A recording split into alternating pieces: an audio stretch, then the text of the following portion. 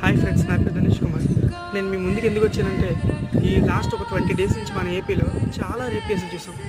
మొన్న విజయనగరంలో 4 months baby, ఆ బేబీ వాళ్ళ తాత వరుస అవుతాడంట ఒకరు. మరి ఆ బేబీ ఉయ్యాల ఆడుకుంటుంటే వెళ్ళి వాడు రేప్ చేశాడు. వాడికి మరి ఎలా చేయాలనిపించిందో నాకైతే అర్థం కావట్లేదు ఫ్రెండ్స్. నిన్న కాక మొన్న నంద్యాల జిల్లాలో ఒక మైనర్ బాలికని, ఒక మైనర్ 3 బాలురు రేప్ చేసి చంపి కృష్ణాలో పడేశారు. మరి అసలు ఎలా ఇంకా డెడ్ బాడీ కోసం సెర్చ్ చేస్తూనే ఉన్నారు.